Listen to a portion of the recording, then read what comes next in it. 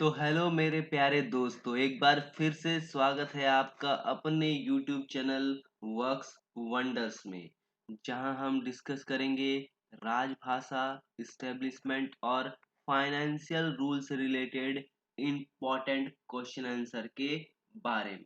तो जो लोग दोस्त हमारे चैनल पे नए हैं वो चैनल को कीजिए सब्सक्राइब, साथ ही बेल आइकन को दबाइए ताकि आपको हमारा लेटेस्ट नोटिफिकेशन मिलता रहे। आपको बताते चले कि हमारा जो ये क्लास है उन सारे लोगों के लिए इम्पोर्टेंट है जो आगामी होने वाले एलडीसी ग्रुप बी एग्जाम की तैयारी में लगे हुए हैं। साथ ही साथ जो भी डिपार्टमेंटल एग्जाम होते हैं रेलवे में, उसकी तैयारी के लिए भी हमारे ये क्लास बहुत ही महत्वपूर्ण है, जहां हम ना केवल क्वेश्चंस को डिस्कस करेंगे बल्कि उसके एक्सप्लेनेशंस को भी जानेंगे। तो आइए बिना किसी देरी के बढ़ते हैं आज के हमारे पहले सवाल की तरफ, जो है राजभाषा से रिलेटेड। क्या पूछा गया है? पूछा गया है, who is the head of the town official language implementation committee constituted in the major cities। तो क्या पूछा गया है कि जो मेजर सिटीज में town official language implementation committee होती है, उसका हेड कौन होता है। अब मेजर सिटीज में ही town official language implementation committee बनाने का क्या नियम है? जहां कहीं भी जिस किसी सिटीज में भी 10 से ज्यादा 10 से ज्यादा सेंट्रल गवर्नमेंट ऑफिसेस होंगे, जिस किसी सिटीज में 10 से ज्यादा सेंट्रल गवर्नमेंट के ऑफिसेस होंगे, वहां पे town official language implementation committee बनाने का नियम है, बनाने का रूल है। तो उसका जो हेड होगा, वो मेजर सिटीज में जो उसका हेड होगा वो कौन होगा? वो होगा senior most official of the central government based in the city. तो उस सिटी में जो सीनियर मोस्ट सेंट्रल गवर्नमेंट के अधिकारी होंगे, ऑफिशियल होंगे, वही उसका जो होगा हेड होगा town official language implementation committee का। बढ़ते हैं अगले सवाल की तरफ। उससे पहले एक चीज आप कमेंट सेक्शन में बताएं कि town official language implementation committee का जो मीटिंग होता है वो कितने अंतराल में होता है। बढ़ते हैं अगले सवाल की तरफ। अगला सवाल है, in which language will the document covered under section 33 of the official language act be issued. बहुत इंपॉर्टेंट क्वेश्चन बार बार आता है। पूछा गया है कि ऑफिशियल लैंग्वेज के अंडर सेक्शन 33 जो है, उसके तहत कोई भी जो डॉक्यूमेंट होगा वो किस लैंग्वेज में इशू होगा। तो इसका सही आंसर है both Hindi and English. Both Hindi and English में ये इशू होगा। बढ़ते हैं नेक्स्ट सवाल की तरफ। नेक्स्ट है, which language is not included in 8th schedule. तो इसमें 4 भाषाएं दी गई, इनमें से कौन जो है 8th शेड्यूल में इंक्लूडेड नहीं है।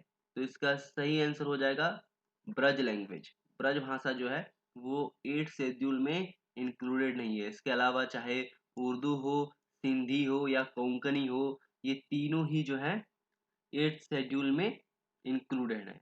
वर्तमान में 8th शेड्यूल में कितनी भाषाएं हैं? वर्तमान में 8th शेड्यूल में टोटल 22 भाषाएं हैं। कितनी? टोटल 22 भाषाएं को इंक्लूडेड किया गया है। बढ़ते हैं अगले सवाल की तरफ। अगला सवाल है, what is the minimum qualifying service required for eligibility of complimentary pass. Complimentary pass मिलने के लिए जो मिनिमम क्वालिफाइंग सर्विस होना पड़ेगा वो कितना होना पड़ेगा? वो 20 साल होना पड़ेगा। कितना होना पड़ेगा? 20 साल होना पड़ेगा।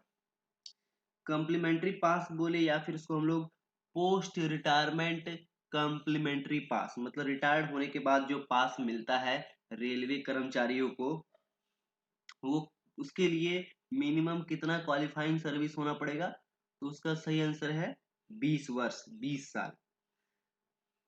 अब कितना मिलता है?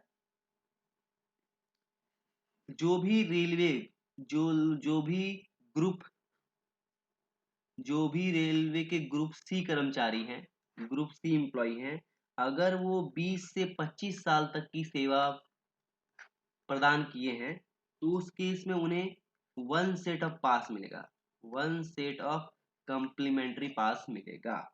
वहीं अगर 25 साल से ज्यादा की सर्विस है, वहीं अगर 25 साल की से ज्यादा की सर्विस है, तो उन्हें टू सेट ऑफ कम्प्लीमेंट्री पास दिया जाता है रिटायरमेंट के बाद। वहीं अगर ग्रुप ए ग्रुप ए या फिर ग्रुप बी ग्रुप ए या फिर ग्रुप बी रेलवे कर्मचारी की बात करें, तो अगर उन्होंने 20 से 25 साल तक की सेवा प्रदान की है, 20 से 25 साल तक उनका सर्विस पीरियड है, तो उस केस में उन्हें दो सेट ऑफ कम्प्लीमेंट्री पास दिया जाएगा। वहीं अगर 25 साल से ज्यादा होगा, 25 साल से ज्यादा होगा, तो उस केस में क्या होगा, 25 साल से ज्यादा होगा तो उस केस में उन्हें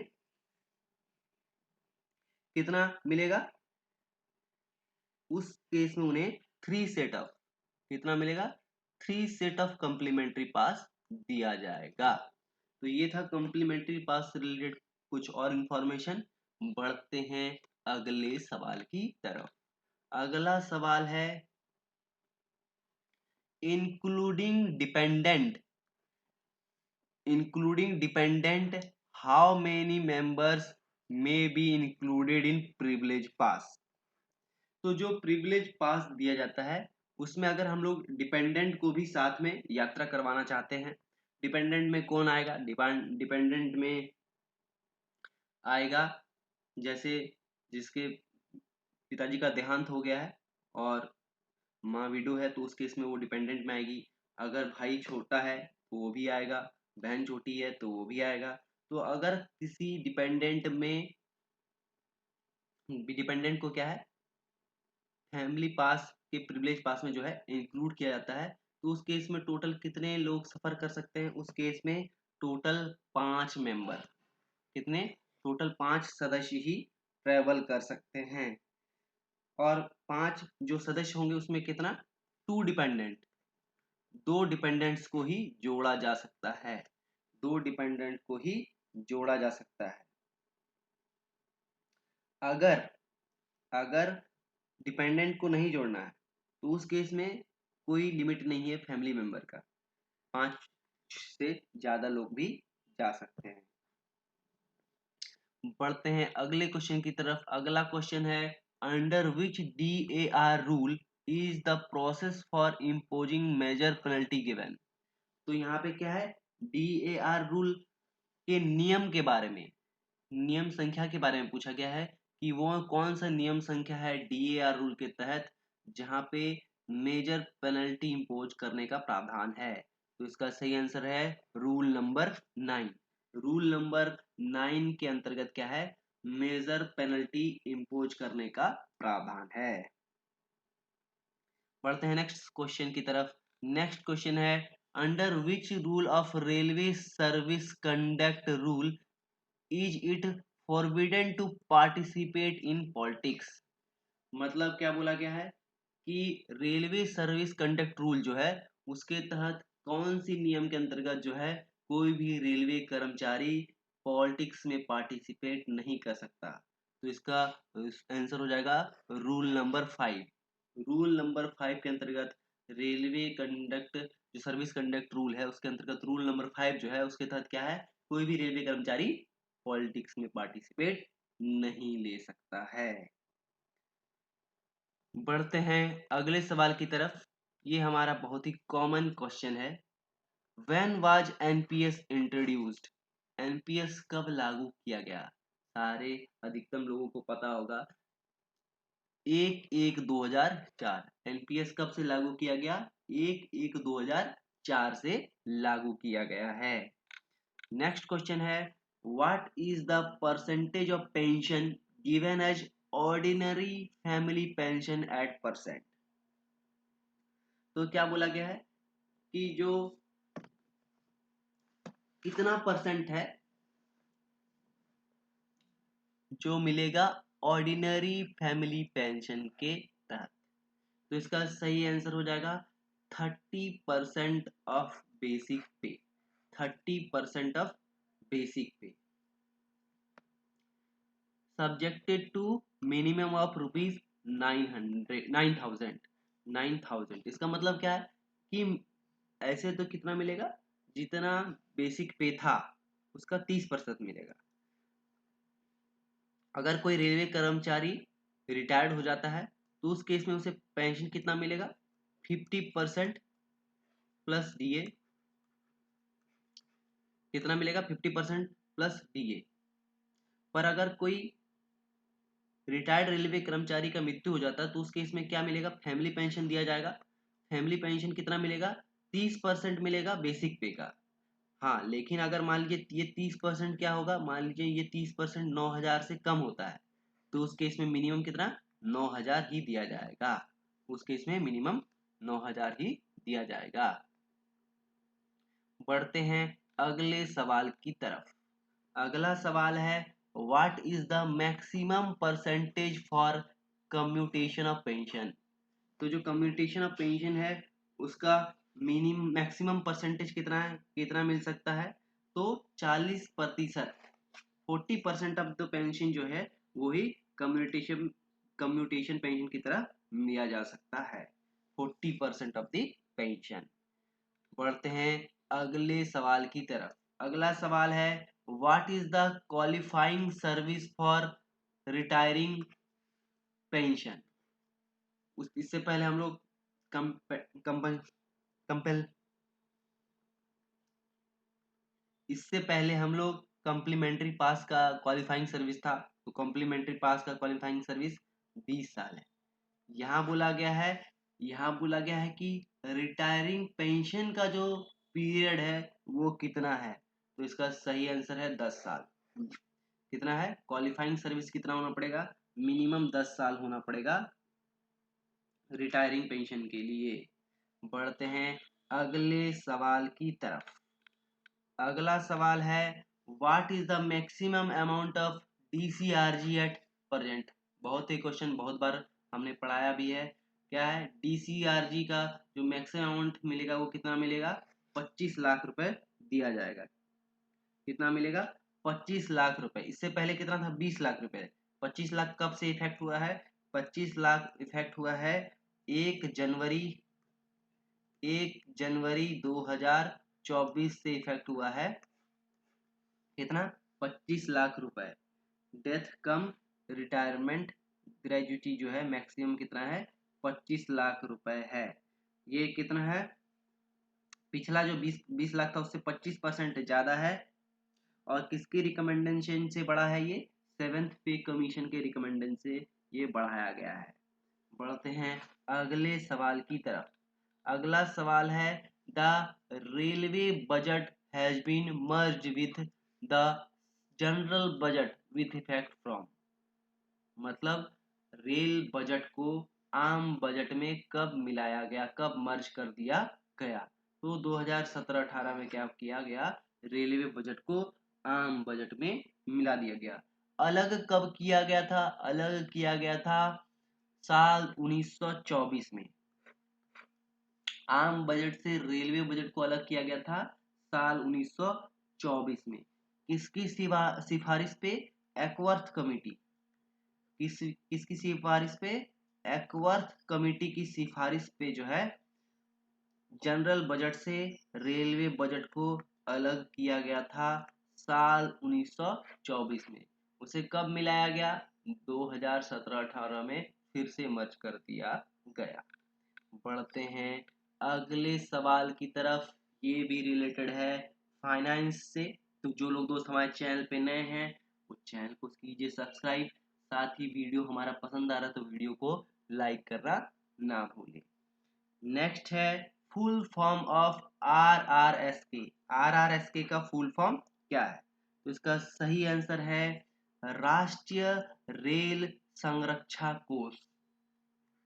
क्या है, राष्ट्रीय रेल संरक्षा कोष, RRSK का फुल फॉर्म है।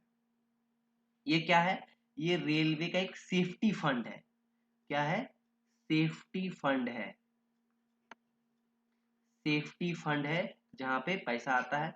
किस काम के लिए आता है? जितना भी सेफ्टी रिलेटेड वर्क है। सेफ्टी रिलेटेड वर्क क्या क्या है? जैसे सेफ्टी रिलेटेड वर्क हो गया ट्रैक रिन्यूअल का, ट्रैक रिन्यूअल का जो वर्क हो गया, या फिर ब्रिज का,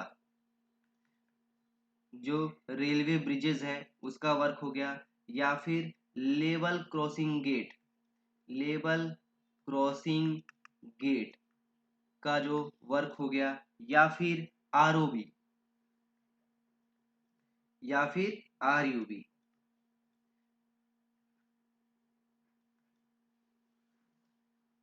जो ब्रिज है, ओवर ब्रिज है या फिर अंडर ब्रिज है, उसके लिए भी जो काम आता है, या फिर सिग्नलिंग रिलेटेड जो वर्क है, सिग्नलिंग रिलेटेड जो वर्क है, ये सब क्या है? सेफ्टी वर्क में आता है। ये सब क्या है? सेफ्टी वर्क में आता है। इसके लिए क्या आता है? Critical safety work. आरआरएस के का जो यूज होता है वो क्या होता है? क्रिटिकल सेफ्टी, मतलब सेफ्टी से एक कदम आगे क्रिटिकल सेफ्टी रिलेटेड जो वर्क होता है उसके लिए यूज किया जाता है। क्या होता है? उसके लिए यूज किया जाता है। और आरआरएस के जो फंड है वो क्या है? नॉन लैप्सेबल, मतलब लैप्स नहीं होता है, नॉन लैप्सेबल होता है। आरआरएस के जो फंड है वो क्या है? नॉन लैप्सेबल फंड है, जिसका 75% जो है गवर्नमेंट देती है, जिसका 75% गवर्नमेंट देती है, और 25% जो क्या करता है? रेलवे खुद बेयर करता है, रेलवे अपने पॉकेट से देता है।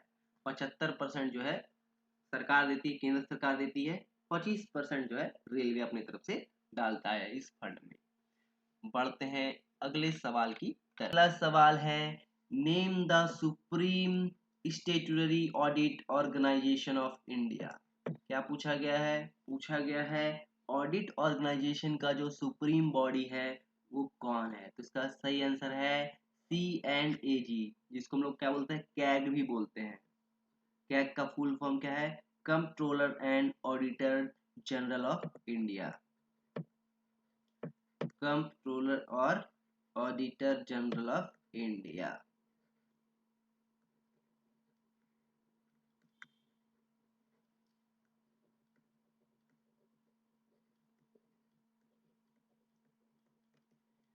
और ये क्या है?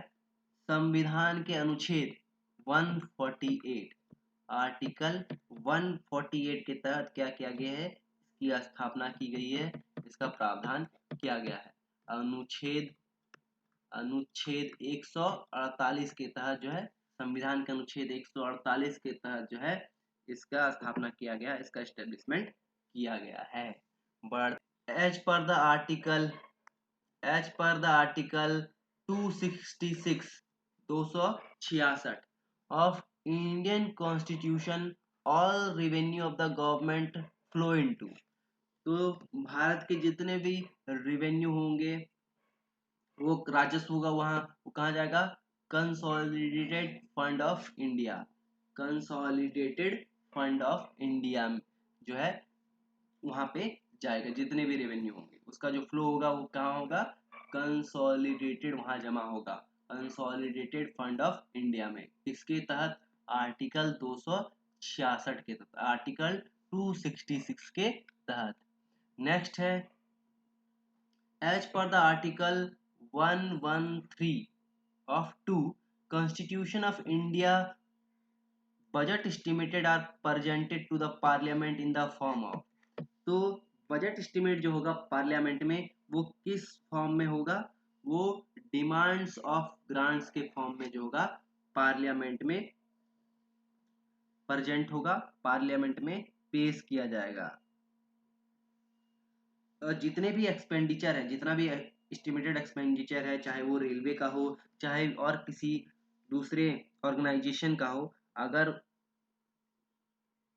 चाहे वो पैसा चाहिए कंसोलिडेटेड फंड से चाहिए, तो उस केस में क्या होगा? पहले बजट एस्टिमेट पेश करना पड़ेगा पार्लियामेंट में। किस फॉर्म में पेश होगा? डिमांड्स ऑफ ग्रांट्स के फॉर्म में पेश किया जाएगा। डिमांड्स ऑफ ग्रांट्स के फॉर्म में पेश किया जाएगा। उसके बाद क्या होगा? वोटेड होगा। क्या होगा? अगर पैसा चाहिए, उसको पैसा देना पड़ेगा तो क्या होगा, वोटिंग होगा, वोटेड होगा, फिर क्या होगा, कंसोलिडेटेड फंड ऑफ इंडिया है, वहां से पैसा अलॉट होगा उस काम के लिए। बढ़ते हैं अगले सवाल की तरफ। अगला सवाल है minimum notice period for quotation as. तो क्या होता है, फायर फाइटिंग के लिए जो भी काम निकाले जाते हैं, जिसकी अर्जेंसी ज़्यादा है, जिसके लिए टेंडर तुरंत नहीं किया जा सकता, तो उसके लिए क्या होता है, कोटेशन वर्क निकाला जाता है। और कोटेशन वर्क का मिनिमम नोटिस पीरियड क्या है, 7 डेज है। इसमें भी कंडीशन है, अगर 10 लाख तक का होगा, 10 लाख रुपए तक का होगा, तो उस केस में नोटिस पीरियड 7 दिनों का होगा। 10 लाख तक का अमाउंट है कोटेशन वर्क के लिए, तो उसका नोटिस पीरियड 7 दिन का होगा। अगर 10 लाख से लेके 1 करोड़ तक का होगा, 10 लाख से लेके 1 करोड़ तक का होगा, तो उस केस में उसका नोटिस पीरियड 14 डेज होगा। अगर 1 करोड़ से ज़्यादा है, 1 करोड़ से ज़्यादा है, तो उस केस में उसका जो नोटिस पीरियड होगा वो क्या होगा, 21 दिनों का होगा। तो यहाँ पे हमसे पूछा गया है minimum notice period of for the quotation, मतलब 10 लाख तक का काम के बारे में हम लोग कंसिडर करेंगे, तो उस केस में उसका जो नोटिस पीरियड होगा वो कितना होगा, 7 दिनों का होगा। तो इसी के साथ यहीं समाप्त होता है हमारा क्लास। जो हमें मॉनेटरी सपोर्ट करना चाहते हैं तो ये हमारा फ़ोन पे है, आप हमें सपोर्ट कर सकते हैं। साथ ही साथ जो हमारे चैनल पे नए हैं वो चैनल को कीजिए सब्सक्राइब। अगर आपको हमारा ये वीडियो सीरीज पसंद आ रहा है तो वीडियोस को करें लाइक और अपने दोस्तों के बीच शेयर। मिलते हैं नेक्स्ट वीडियो में, तब तक के लिए धन्यवाद।